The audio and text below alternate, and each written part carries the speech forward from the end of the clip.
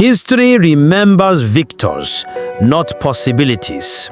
But what if the British Empire, at the height of its power, was stopped cold by a fractured region it underestimated? What if in 1902, Nigeria didn't fall, but fought, united, and won? This is that forgotten timeline. A war of strategies, not spells. Of terrain, not magic. Of ambition, timing, and the thin thread between collapse and revolution. Welcome to the world that almost was. In 1902, there was no Nigeria, no flag, no anthem, no federation, only fragments, protectorates, kingdoms, tribes, dozens of them, all distinct, all proud. The Sokoto Caliphate dominated the north, a well-oiled Islamic system with governors, tax codes, and trade networks reaching deep into the Sahel. The south hosted the scarred remains of Benin, a city that once resisted but now lay in colonial ruins. The Yoruba had rebuilt after civil wars, maintaining city-states like Ibadan and Abeokuta, and the Igbo, headless in structure but sharp in coordination. Their towns governed by councils, not kings. Their strength, autonomy, and agility. To the British, this land was chaos, but to those who lived in it, it was a system of systems. They were not backward, they were decentralized, and that the British thought was their advantage. They were wrong. It began with whispers, letters smuggled in baskets, drums carrying messages, secret messengers riding at night across forests and savannas. The Oba of Benin sent an envoy to Sokoto. The Emir of Kano replied. The Alaafin of Oyo listened. The Obi of Onitsha sent word. In December 1901, in the neutral town of Lokoja, a gathering occurred. Not a war council, a last resort. A room full of rivals who knew this. If they didn't unify, they'd all fall separately. The British didn't see it coming. Why would they? They thought they were facing tribes. Instead, they faced a congress. An oath was sworn. A new map was drawn, not to erase differences, but to synchronize survival.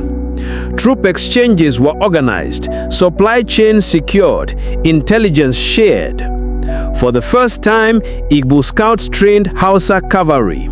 Yoruba blacksmiths supplied TV warriors. It wasn't perfect. There was mistrust, ego, tension, but fear held it all together. And so they waited.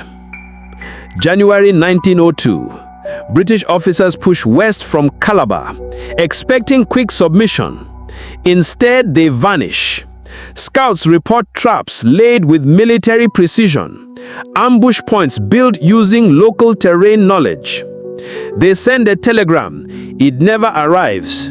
The telegraph lines had been severed, not by chance, but by sabotage. In the north, Sokoto closes its trade gates. Caravans vanish.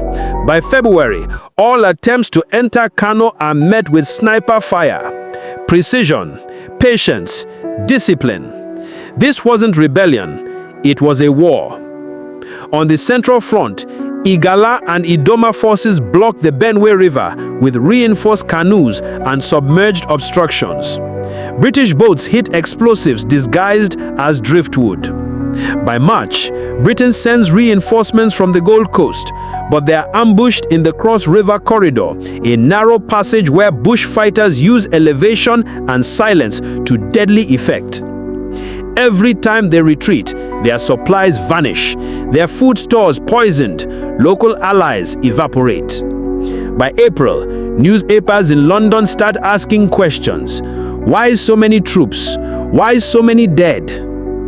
Back in Nigeria, British High Command is divided.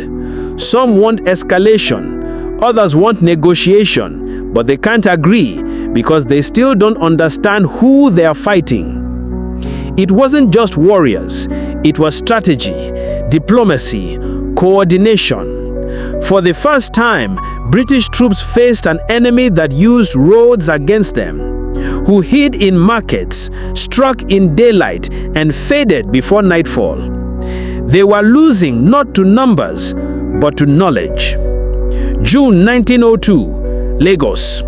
British forces are bottled up, supplies are tight, morale is lower than the tide. Meanwhile, a captured British officer is paraded through Benin, not tortured, not killed, fed, cleaned, released. It was a message: we're not savages, we're a nation. In Sokoto, an ultimatum is delivered: recognize the Congress of the River Federation or face a war of attrition that could spread to the Gold Coast and beyond.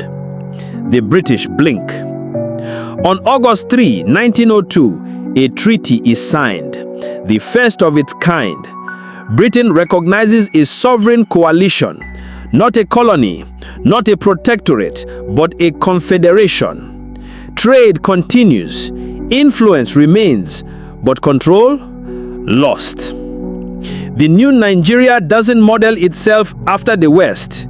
It takes what works: railways, written law, modern medicine, and adds what matters: consensus, culture, memory. Education is localized, politics is layered.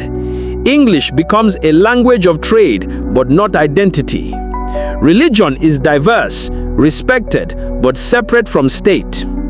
By 1920, Nigeria is leading trade alliances with Ghana, Ethiopia, and Sudan. By 1940, it has its own university system. By 1960, it is a continental power without having been colonized.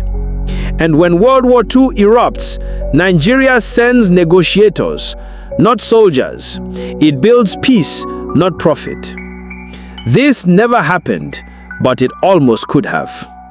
History is not a straight line. It is a battlefield of decisions, timing, and will. What if Nigeria defeated Britain in 1902? Perhaps we would have remembered Africa differently. Perhaps we would have remembered ourselves sooner. This is not fiction. This is Ancestria. And this is the power of a story that almost was.